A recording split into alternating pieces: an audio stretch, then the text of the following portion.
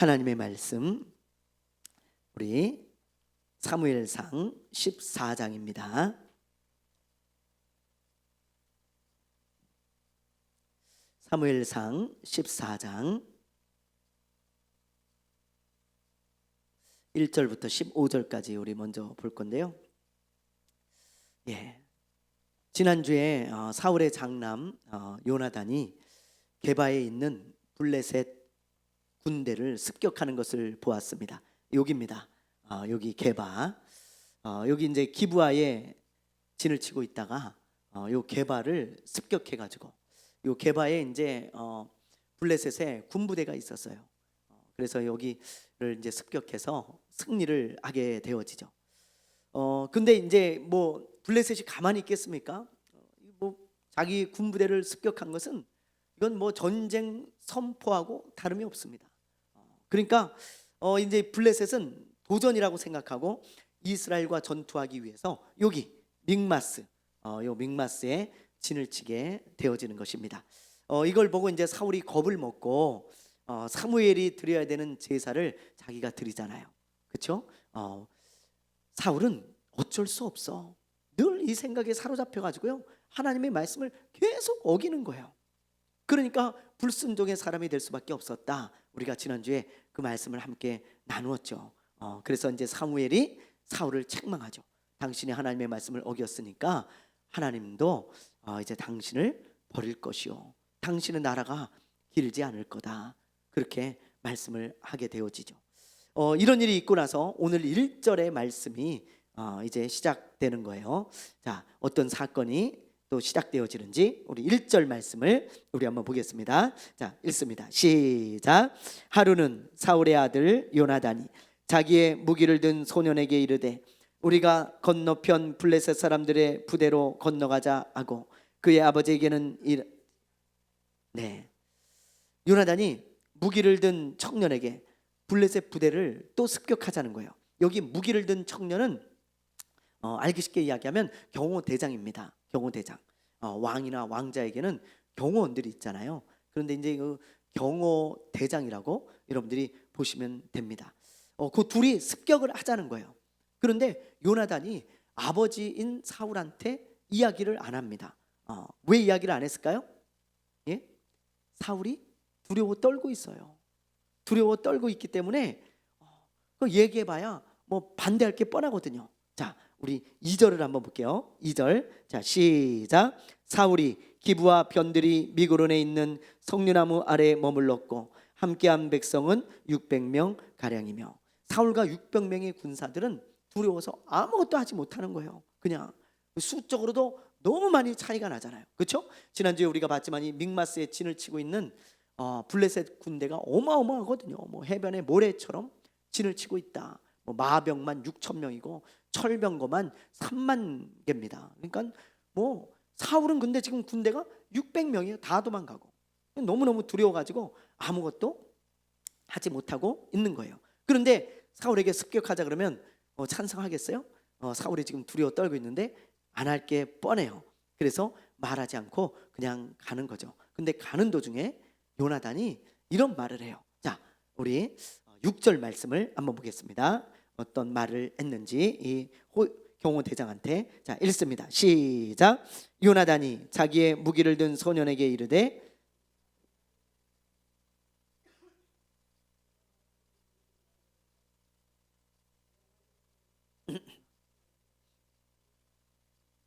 네, 이 말씀을 우리가 뭐 아마 여러 번 들었을 텐데 이게 요나단이 한 말이에요. 사람의 많고 적음에 하나님의 구원이 있지 않다. 요나단이 이런 말을 했어요. 하나님이 우리를 위하여 일하실까 하노라. 그죠? 여호와의 구원은 사람의 많고 적음에 달려 있지 않다. 그렇게 되어 있는데 이 번역은 좋은 번역은 아닙니다. 왜냐하면 이대로 읽으면 요나단의 믿음이 별로 없는 것 같잖아요. 그렇죠? 여기 보세요. 혹시 일하실지도 모른다. 아니면 말고, 이런 뉘앙스잖아요. 6절에 보면, 그죠? 우리가 이 할례 받지 않은 자에게로 건너가자. 여호와께서 우리를 위하여 일하실까 하노라. 뭐 일하실 수도 있고 아닐 수도 있고 뭐 아니면 말고 뭐 요렇게 이제 번역을 해놨는데 원어 성경에는 그렇게 되어 있지가 않아요. 반드시 일하실 것이다. 그렇게 되어 있어요. 반드시 일하실 것이다. 그러니까 요거를 정확히 번역하자면 할례 받지 않은 자들에게도 우리가 건너가자. 여호와께서 우리를 위하여 반드시 일하실 것이다. 여호와의 구원은 사람이 많고 적음에 달리지 아니하였느니라. 의미가 완전히 달라지죠, 여러분. 요나단은 정말 믿음의 사람이에요. 우리가 지난주에도 봤지만 요나단만 안 떨고 있습니다. 나머지는 다 떨고 있는데 요나단은 이런 믿음이 있는 거죠. 그렇죠? 사람의 많고 적음에 하나님의 구원이 있는 게 아니다. 하나님이 반드시 일하실 것이다. 그러면서 이 블레셋 진영으로 건너가는데 본진 앞에 이제 보초를 서는 부대가 있잖아요. 보초를 서는 그 보초병들이 저 두 사람이 오는 것을 보고 비웃는 거예요. 이스라엘 사람 두 명이 오는 것을 보고 앞에 이제 보초 서는 사람들이 마치 범죄도시 영화에 보면 맨 마지막에 이 나쁜 놈하고 마동석하고 이제 둘이서 전투를 하거든요. 항상 싸움을 해요. 근데 이 나쁜 놈이 항상 하는 이야기가 있습니다. 혼자야? 혼자 왔어? 이렇게 말을 해요. 그러면은 마동석이 나 싱글이야. 나 혼자 다녀. 그러면서 말이죠. 둘이서 싸우는 거예요. 그래가지고 마동석이 아주 그냥 통쾌하게 그냥 그 악당을, 나쁜 놈을 아주 그냥 뭐 묵사발을 만들어 놓죠. 그냥 반 죽여 놓습니다. 그러니까 그냥 보는 사람들이 다 통쾌하잖아요. 그냥 혼자 가가지고 다 나쁜 놈들을 때려잡고 다 그 소굴을 그냥 다 쑥대밭을 만들어 놓으니까 속이 시원한 거예요. 그렇죠? 현실에서는 잘 일어나지 않는 그런 일을 영화에서 보니까 속이 시원한 거죠. 근데 지금 딱 이런 거예요. 두 사람이 딱 갔는데 이 블레셋의 보초 기지에는 몇 명이 있냐? 20명에서 30명이 있어요. 그러니까 이 두 사람이 오는 것을 보고 너희들 둘이야? 야, 딸랑 둘. 그러니까 요나단이 우리 둘이야, 둘. 야, 그래, 너네 죽고 싶으면 와라 일로. 그러니까 요나단이 이 병기 든 자하고 둘이 가는 거예요. 얼마나 담대한 믿음을 가지고 있습니까? 참 제가 이걸 보면서요, 야, 얼마나 담대한 믿음인가. 그걸 정말 다시 한번 묵상하게 되었어요. 그런데 결과가 어떻게 되는지 한번 봅시다. 이 달랑 둘이 가가지고 말이죠. 자, 마동석처럼 갔는데 13절에서 15절 우리 말씀 한번 읽어보겠습니다. 13절에서 15절 시작. 요나단이 손발로 기어 올라갔고 그 무기를 든 자도 따랐더라. 블레셋 사람들이 요나단 앞에서 엎드려지매 무기를 든 자가 따라가며 죽였으니 요나단과 그 무기를 든 자가 반나절끼리 땅 안에서 처음으로 쳐 죽인 자가 20명 가량이라. 들에 있는 진영과 모든 백성들이 공포에 떨었고 부대와 노략군들도 떨었으며 땅도 진동하였으니. 네, 자, 누가 이깁니까, 여러분? 네, 요나단이 이겨요. 네, 우리는 그냥 뭐 성경에서 요나단이 당연히 뭐 이렇게 가니까 이겼겠지 이렇지만 여러분 이건 놀라운 일이죠. 그렇지 않습니까? 이건 뭐 적진으로 뛰어들어가 가지고 이렇게 승리를 얻는다는 거, 이건 참 놀라운 일입니다. 이 요나단의 말대로 사람의 많고 적음이 문제가 아니었어요. 하나님이 함께 하시잖아요. 그래서 하나님이 놀라운 기적을 베풀어 주시죠. 그래서 그 이야기를 듣고 이제 저 앞에 있는 저 보초병들이 다 죽은 거예요. 도망치고. 그러니까 본진에 있는 이 블레셋 사람들이 두려워 떠는 거죠.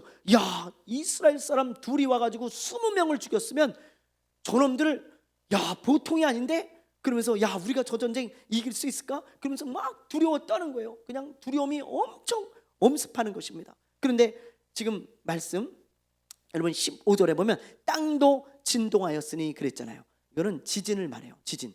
하나님이 이 요나단이 승리를 얻었을 때 일부러 지진을 일으키셨어요. 그래가지고 블레셋 사람들이 야, 이거 무슨 징조냐, 이거 너무너무 두렵다 그러면서 말이죠, 온통 두려움에 사로잡히는 것을 보게 되어지는 것입니다. 저는 이걸 보면서 한 가지 깨달은 게 있어요.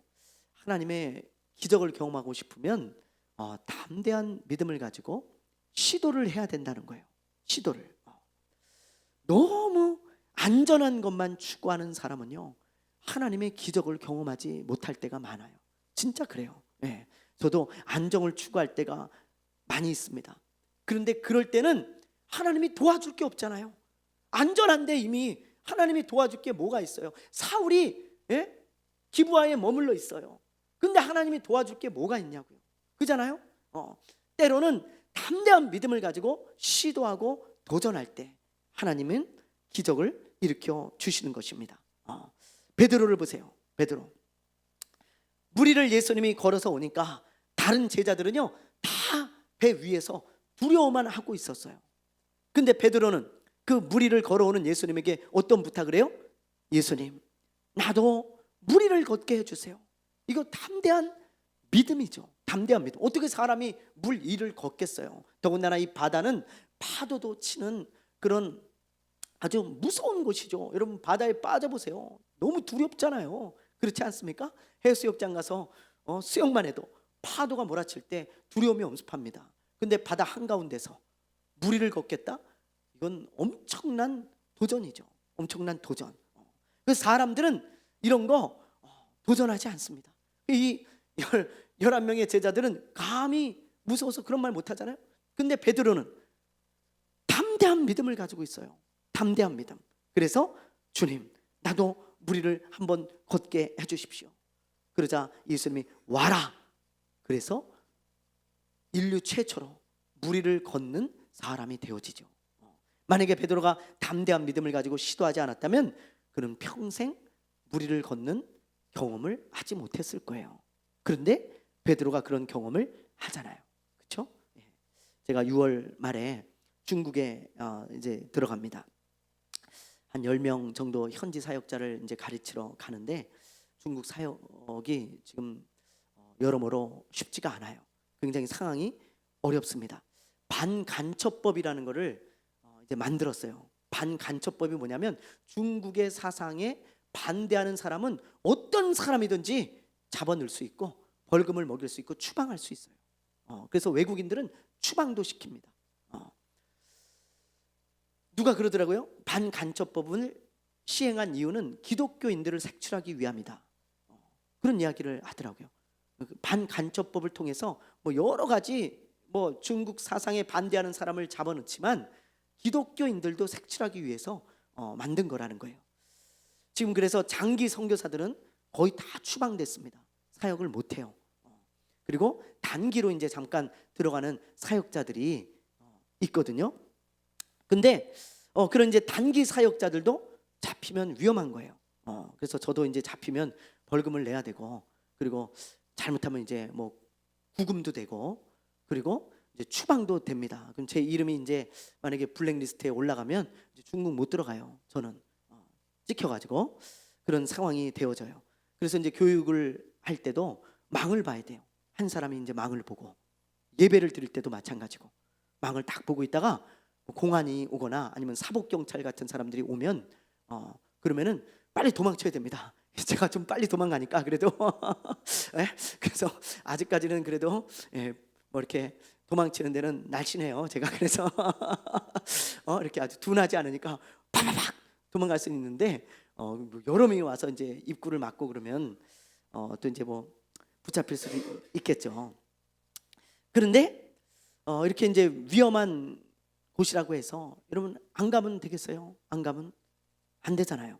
그러면 중국 사역자들 누가 교육시킵니까? 선교사들도 다 추방돼서 없고. 그런데 또 중국 복음화는 누가 하겠습니까? 물론 현지에 있는 크리스천들이 있지만 또 우리 선교사들이 해야 될 일이, 또 사역자들이 해야 될 일이 있거든요. 누군가가 담대한 믿음을 가지고 들어가야 되잖아요. 그래서 지금 중국이 여태까지 교회가 세워졌고 또 현지 사역자들도 이렇게 교육을 받을 수 있었던 거 아닙니까? 우리 선배 목회자들 또 선배 신앙인들이 다 그런 담대한 믿음을 가지고 그런 곳에 다 들어갔던 거예요. 여러분, 뭐 이슬람권이나 다른 공산국가들, 아프리카 오지 같은 데도 다 마찬가지잖아요. 어느 곳에는 뭐 믿음이 안 필요합니까? 다 필요한 거예요. 저 이슬람에서 사역하는 성도들, 이슬람에서 사역하는 선교사들 다 마찬가지입니다. 저 공산주의 국가들, 저 아프리카 오지 다 마찬가지예요. 누군가가 담대한 믿음을 가지고 들어갔기 때문에 그런 하나님의 역사가 나타나고 교회가 세워지고 복음이 전파되는 거지, 그렇지 않으면 어떻게 그 일이 이루어질 수 있겠어요? 저도 두렵습니다. 그러나 담대한 믿음을 가지고 이제 한번 시작해 보려고 그래요. 그러니까 여러분들 기도 좀 많이 해주세요. 기도 좀. 우리나라도 불과 150년 전만 해도 선교하기 위험한 곳이었어요. 여러분 다 아시죠? 네. 토마스 선교사가 1866년에 성경책 갖고 들어오다가 우리나라에 딱 발을 딛자마자 대동강변에서 순교했어요. 여러분 얼마나 위험한 곳입니까? 우리나라가, 조선이. 그렇죠? 우리나라도 1500년 아니 150년 불과 150년 전만 해도요, 우리나라에 발을 딛는 순간 선교사가 죽을 수도 있는 그런 곳이었어요. 아펜젤러 언드우드가 들어왔을 때도 마찬가지였습니다. 돌에 맞았고요, 그 사람들 욕도 먹었고요, 매도 맞았고요, 얼마나 많은 어려움을 당했는지 모릅니다. 그들 중에 죽은 사람도 수도 없이 많고, 또 같이 아내하고 같이 들어왔는데 아내만 죽은 사람도 참 많고요, 자녀들이 죽은 선교사도 참 많고요. 정말 너무나 위험한 곳이 조선이었습니다. 근데 그 조선에 담대한 믿음을 가지고 이런 선교사들이 들어와서 오늘날 우리가 구원을 받고 예수를 믿고 한국 교회가 이렇게 부흥하고 성장한 거 아니겠습니까? 그러므로 우리도 하나님의 도우심이나 기적을 경험하려면 요나단처럼 또 우리 믿음의 선배들처럼 담대한 믿음을 좀 가져야 돼요. 담대한 믿음을 가지고 도전하고 시도하는 게 필요합니다.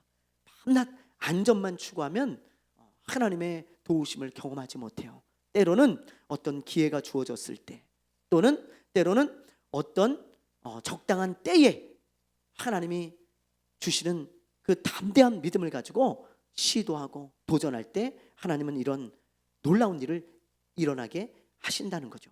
지금 요나단을 보세요. 얼마나 담대한 믿음을 가졌는지. 단 둘이 다 두려워 떨고 있으니까, 아무도 안 갈 거 뻔하니까 그 경호대장에게 너 나랑 둘이 가자, 가서 저기를 습격하자. 그 담대한 믿음을 가지고 하나님이 반드시 도우실 거야. 사람의 많고 적음에 하나님의 구원이 달려있지 않다. 얼마나 담대합니까? 여러분 참, 제가 다시 한번 오늘 요나단을 보면서요, 야 정말 어떻게 이런 믿음을 가질 수 있을까, 그러면서 이런 믿음의 사람들을 통해서 오늘날 하나님의 역사가 이루어져 가는구나, 그걸 다시 한번 깨달을 수 있었습니다. 저와 여러분에게도 이런 믿음이 있게 되기를 원합니다. 저와 여러분도 이런 담대한 믿음을 가지고 시도하는 사람이 되어지기를 바랍니다. 아멘. 네. 자, 어쨌든 이렇게 이제 요나단이 담대한 믿음을 가지고 블레셋 진영을 습격을 해서 승리를 얻어요. 그러자 블레셋 군사들이 두려워서 뭐 떨잖아요. 그러면서 혼란이 일어나요. 자중질환이 일어난다고요. 막 자기들끼리 막 싸우고요, 막 오수선하고 심지어 도망치는 사람도 있고 막 그런 거예요. 그런 모습을 사울의 보초병이 보고 사울에게 보고를 하는 거예요. 저 블레셋도 앞에 보초병이 있었지만 사울 진영에도 보초병이 있어요. 항상 군부대에는 보초병이 있습니다. 보초를 쓰는. 근데 보이는 거예요. 멀지 않으니까. 저 멀리서 보니까 막 블레셋 사람들이 서로 싸우는 게 보이고, 막 우왕좌왕 막 도망가는 사람들 보이고, 막 난리가 난 거예요. 그걸 보면서 사울에게 가르쳐줘요. 그랬더니 사울이 야 저게 무슨 일이냐, 그러면 누가 절로 간 사람들이 있냐, 그러면서 체크해봐라. 딱 체크를 해보니까 누가 비어요? 요나단과 경호대장이 딱 비는 거야. 그래서 저 두 사람이 저길 간 것 같습니다. 그렇게 얘기를 해주죠. 그래서 이제 사울이 대제사장인 아히야에게 하나님의 언약궤를 가져오라고 합니다. 자, 우리 18절을 한번 볼게요. 18절 읽어봅니다. 시작. 사울이 아히야에게 이르되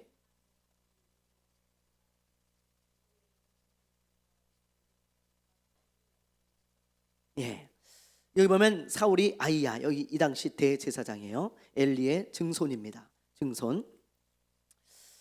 이걸 보면서도 제가 그런 생각을 했어요. 엘리의 집안에 젊은 자가 없겠다 그랬잖아요.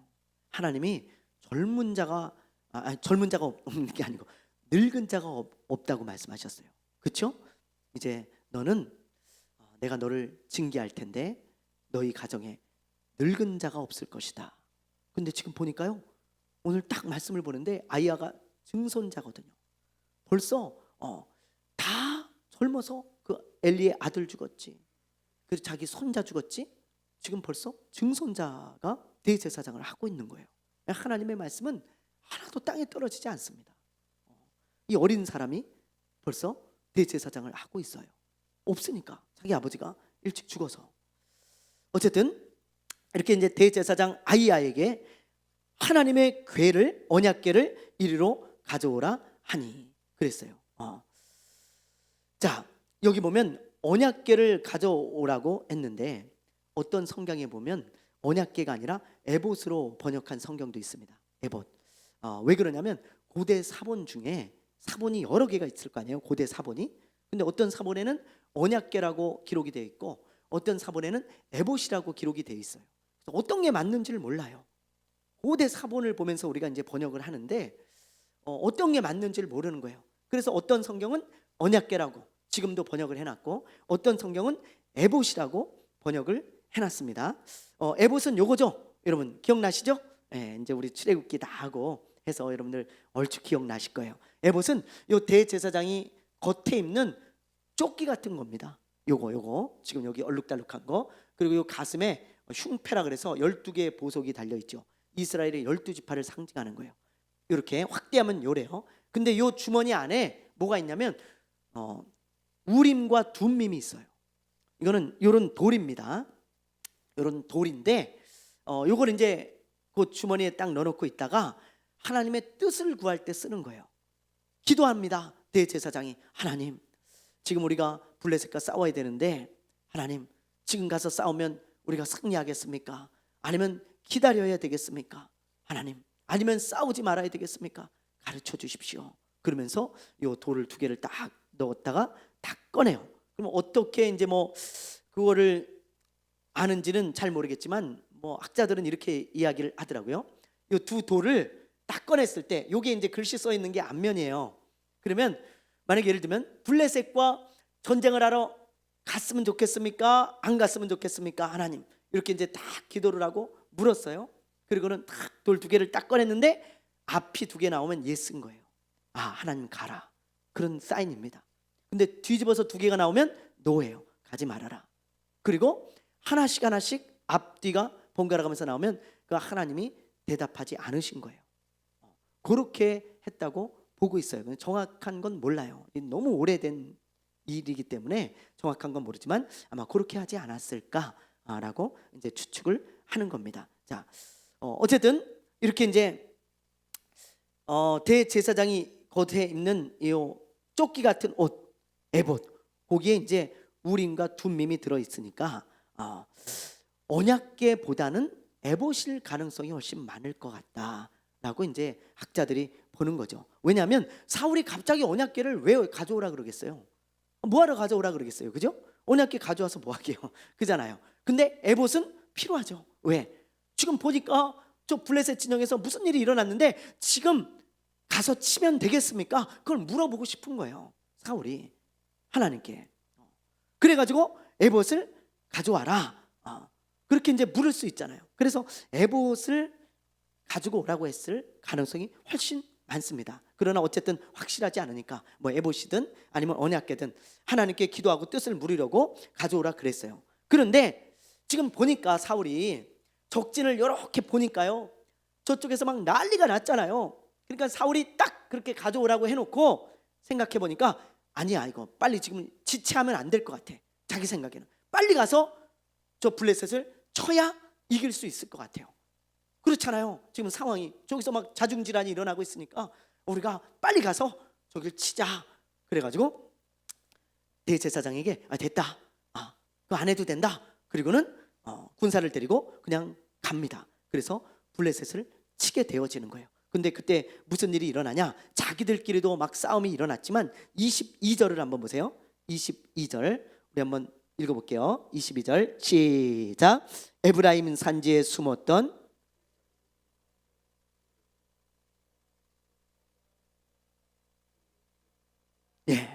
막 블레셋에 막 자기들끼리 싸우고 막 죽고 그러면서 사울의 부대가 또 와가지고 쳐서 이제 막 전세가 역전돼 가지고 이제 사울이 이기는 거예요. 사울이. 그러니까는 이 에브라임 산지에 숨었던 사람들이 있었잖아요. 지난주에 막 동굴로 숨고 산으로 숨고 들로 숨고 막 그랬다 그랬잖아요. 두려워서. 그 사람들이 다 나와 가지고 이제 와, 야, 우리가 이긴다. 그러면서 말이죠. 우리도 합류하자. 그래 가지고 같이 싸워 가지고 큰 승리를 얻었다는 것입니다. 큰 승리를. 예. 자. 그리고요. 이때 이렇게 큰 승리를 얻고 나서 사울이 뭐 승리에 도취돼 있었겠죠. 그렇죠?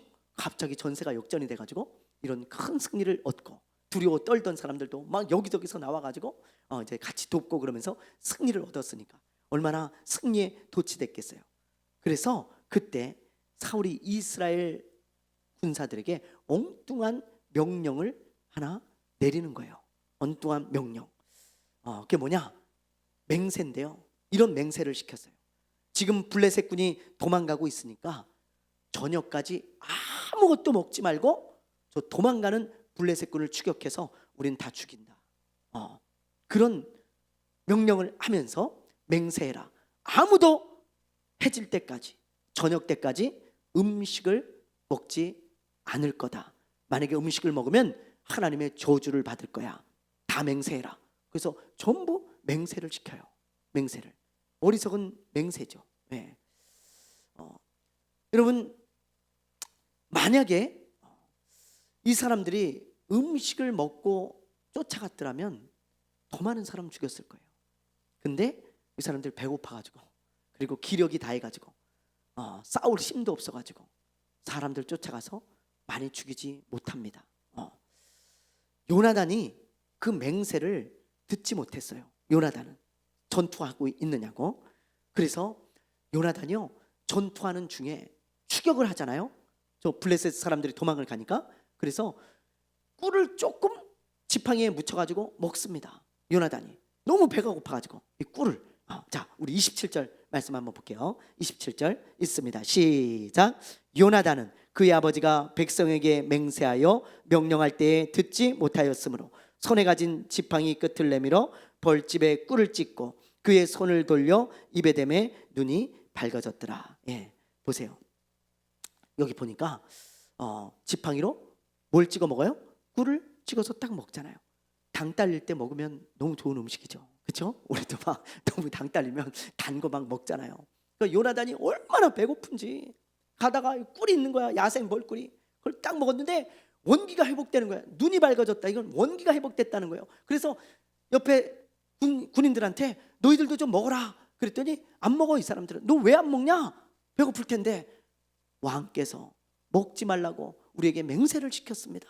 만약에 먹으면 저주를 받을 것이라고 우리에게 맹세를 시켰기 때문에 우리는 먹을 수가 없습니다. 그랬더니 요나단이 거기서 땅을 치면서 통탄을 합니다.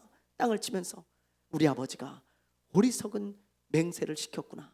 만약에 우리 아버지가 그런 맹세를 시키지 않았더라면 음식을 먹고 쫓아가서 저 블레셋을 섬멸할 수 있었을 텐데 왜 그런 어리석은 짓을 했을까? 그러면서 통탄을 하죠. 안타까워합니다.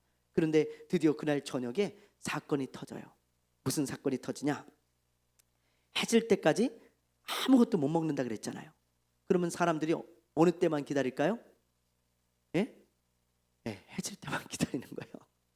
전투고 뭐고 쫓아가는 거고 뭐고 힘들어 죽겠는데 여러분 그잖아요. 여러분 금식해 보셨죠? 금식. 네. 금식해 보신 분들은 다 공감할 거예요. 금식 끝나는 시간이 딱 되잖아요. 그러면 1분 뭐 남겨놓고 카운트다운을 같이 셉니다. 이렇게 보면 시계를 딱 켜놓고 그잖아요. 그죠? 우리 정수 입사님도 예? 그죠? 저도 그래요. 59, 58, 57, 56 5, 4, 3, 2, 1 땡! 끝났다. 아유 하나님 감사합니다. 오늘 금식 잘하게 해주셔서 감사합니다. 하나님 제 기도 들으셨죠? 꼭 이루어 주십시오. 그리고는 야 빨리 먹자. 그리고는 죽 앞에 다 차려놓고 카운트다운 다 한 다음에 막 먹잖아요. 우리도 금식하면 아무것도 생각이 안 나요. 사람 머리가 짜장면으로 보이고 막 뭐 모든 게 다 먹고 싶잖아. 진짜 왜 그렇게 먹고 싶은 게 많아요. 막 그냥 식탁에다 다 싸놓고 먹고 싶어. 그냥. 그런데 이 사람들 오죽했겠어요. 이거 그냥 금식한 것도 아니고 전투를 한 거예요. 사람하고 막 싸우고. 여러분 얼마나 배가 고프고 기력이 다했겠습니까? 이건 뭐 보통 힘든 일이 아니었겠죠. 그래서 이 사람들이 추격을 하다가 해가 지기만을 기다리는 거예요. 더 이상 못 쫓아가고. 그러다가 딱 해가 지니까 소, 양, 염소 막 이런 것들을 잡아가지고 피채 막 그냥 먹는 거예요. 참 보세요 한번. 자, 31절 32절 우리 한번 읽어볼게요. 31절 32절 시작.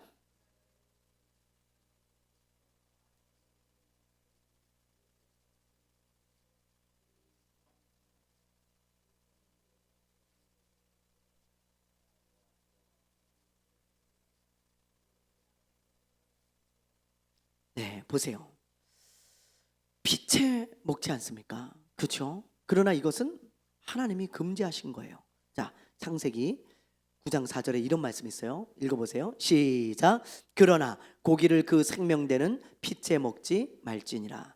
이 말씀 말고도요, 레위기, 민수기, 신명기 다 나옵니다. 피채 먹지 말라는, 피는 생명이기 때문에 하나님께서 절대로 생피채 짐승을 먹지 말라는 거예요. 그렇게 말씀하셨어요. 그러니 먹으면 안 되잖아요. 근데 이 사람들이 너무 배가 고프니까 막 눈이 뒤집히는 거예요. 너무 배가 고파서. 그래서 해가 딱 지니까 이런 짓을 한 겁니다. 그래서 사울이 그걸 보고요, 호통을 쳐요. 이놈들아, 하나님의 말씀에 피채 먹지 말라 그랬는데 그걸 피채 먹으면 어떡하냐? 그러면서 하나님 앞에 죄를 짓지 마라. 그러면서 한 바위를 가리키면서 저 바위에서 짐승을 잡아가지고 익혀서 먹어라. 그렇게 명령을 합니다. 그래서 그렇게 하는 거예요. 제가 오늘 이걸 보면서요, 이런 생각을 했어요. 지금 이 사람들이 피채 먹는 죄를 지은 이유가 누구 때문이에요? 사울 때문이잖아요. 자기가 지금 전쟁 중에 그런 엉뚱한 맹세를 시켰어요. 말도 안 되는 거죠. 힘이 있어야 싸우는데 자기가 엉뚱한 맹세를 시켜가지고 지금 백성들이, 그런 군인들이 그런 죄를 진 겁니다. 그렇다면 사울은 왜 이런 엉뚱한 맹세를 시켰을까요? 여러분, 왜요? 금방 우리가 알 수 있잖아요. 왜 이런 맹세를 시켰냐면, 지금 저 블레셋 사람들을 추격해가지고 더 큰 승리를 얻고 싶은 거예요. 와, 사울이 큰 승리를 얻었다, 이런 명성과 인기를 얻고 싶은 겁니다. 사울은 충분히 지금도 승리를 얻었지만 도망가는 저 블레셋 사람들을 추격해서 다 죽인 다음에 그냥 큰 승리를 얻었다는 소리를 듣고 싶은 거예요. 그런데 밥 먹을 시간이 어디 있어? 빨리 쫓아가야지. 밥 먹다가 다 도망가면 어떡해? 그러니까 먹지 말고 다 가서 죽여라. 그런 맹세를 시키고 명령을 내린 거죠. 그러니까 다른 이유가 아니에요. 사울의 과한 욕심이었습니다. 과한 욕심. 음식을 먹고 쫓아가지 않으면 더 큰 승리를 얻을 수 있고, 그럼 내가 더 큰 명성을 얻겠지. 그런 과한 욕심 때문이었다는 거예요. 이처럼 여러분, 과한 욕심은요, 나도 망치고 주변의 사람들도 망치게 하는 거예요. 꼭 기억하세요. 과한 욕심은요, 나도 망치지만 내 주변 사람들 있죠. 예를 들면 가족, 동료, 같이 신앙생활하는 성도들, 또 내 주변에 있는 지인들, 이런 사람들까지요 망쳐놓을 때가 참 많습니다. 지금 보세요. 사울의 과한 욕심 때문에 이스라엘 군사들이 죄를 지었잖아요. 그렇죠? 자기도 망쳤지만 그 사람들도 죄를 짓게 한 거라고요. 요즘은 많이 없지만요, 예전에는 피라미드 다단계 사기, 이런 데 빠지는 사람들이 참 많았습니다. 그렇죠? 뭐 가족이나 성도, 친척, 이웃 중에 한두 사람쯤은 다 있었을 거예요. 아는 사람들 중에. 피라미드식 다단계. 여기 보면 자기 밑에 다 이렇게 사람들을 다 모집을 해가지고 끌어다가 자기가 돈을 벌겠다는 거예요. 자기가. 그래서 자꾸 뭐 가족도 끌어들이고 친척도 끌어들이고 뭐 교회 성도도 끌어들이고 아는 사람들 끌어들이고 계속 자기 밑에 피라미드처럼 계속 사람을 모집을 합니다. 그런데 내가 모집해서 내 밑에 두는 사람들은 전부 손해를 봐요. 손해를. 이 사람들 돈 투자한 돈을 가지고 위에 사람들이 하나씩 하나씩 다 나눠 먹는 구조야. 그러니까는 밑에 사람이 안 들어오면 자기들한테도 돈이 안 들어와. 그래서 끊임없이 사람을 모집해 가지고 자기가 돈을 버는 구조입니다. 근데 이렇게 쉽게 돈을 벌 수 있고 많은 돈을 벌 수 있다는 유혹 때문에 많은 사람들이 한때 빠졌었잖아요. 그래가지고 이게 아주 뭐 난리가 나고 이슈가 되어지고 이런 사기들이 참 많았습니다. 그런데 여러분, 이 다단계는요 결국 자기도 망치죠. 자기도 투자한 그거 처음에는 얻는 것 같은데 못 받습니다. 여러분, 자기도 사기를 당해요. 근데 자기 때문에 누구도 사기를 당해요? 아는 사람들이 다 사기를 당하는 거예요. 자기 지인들, 가족들, 친척들, 성도들 전부 끌어들여가지고 그 사람들이 다 고통받게 만들어. 뭐 때문에요? 자기의 과욕 때문에. 쉽게 많은 돈을 벌 수 있다는 욕심 때문에 자기가 아끼는 사람들 다 끌어들여가지고 같이 망하게 하는 겁니다. 얼마나 안타까운 일입니까? 지금은 물건 다단계보다 코인 다단계가 많아요. 코인. 여러분 조심하셔야 돼요. 아는 사람을 코인에 투자시킵니다. 그래서 많은 이자를 준다고 하는데, 근데 내가 그 사람을 투자시키면 나한테 또 돈이 떨어지는 거예요. 한 사람을 더하면 또 떨어지는 거예요. 한 사람을 더하면 또 떨어지는 거예요. 그래서 코인 투자를 많이 시키는데 결국에는 내가 또 투자를 하고 거길 들어가야 되기 때문에 그 돈을 다 잊어버려요. 같이 망하는 거예요. 같이. 여러분, 이게 다 과욕 때문에 벌어지는 일이죠. 그러므로 지나친 욕심을 우리는 항상 경계하고 조심해야 돼요. 항상. 나만 망하는 게 아니고 가족도 고통을 받습니다. 또 다 주변의 사람들도 고통을 받는 경우가 참 많아요. 아까 말한 담대한 믿음과 욕심은 구별이 안 될 때가 참 많아요. 그래서 여러분들 그런 것들도 잘 구별하셔야 돼요. 이게 진짜 믿음인지 욕심인지 그런 것들도 우리가 잘 분별하면서, 이게 진짜 믿음이라면 참 좋지만 내 욕심이라면 그것도 분별할 수 있는 분별력이 있어야 할 것입니다. 자, 오늘은 이제 여기까지 할 건데요. 오늘은 이제 35절까지 했는데 시간 관계상 성경을 다 읽어보지 못한 거예요. 근데 이제 여러분들과 함께 꼭 나누고 싶은 말씀이 있어요. 그 말씀을 우리 함께 나누고 마치려고 합니다. 19절 말씀이에요. 자, 우리 19절 한번 읽어보겠습니다. 시작.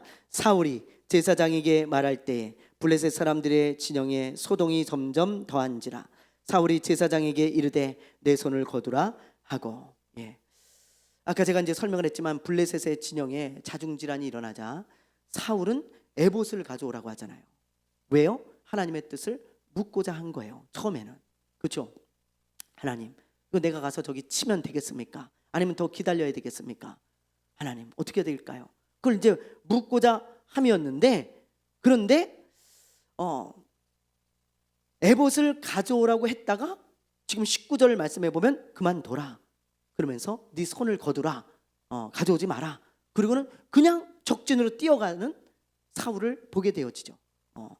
근데 요 말씀을요 여러분 다른 성경 버전으로 보면 사울의 영적 상태가 어떤지 우리가 잘 알 수 있어요.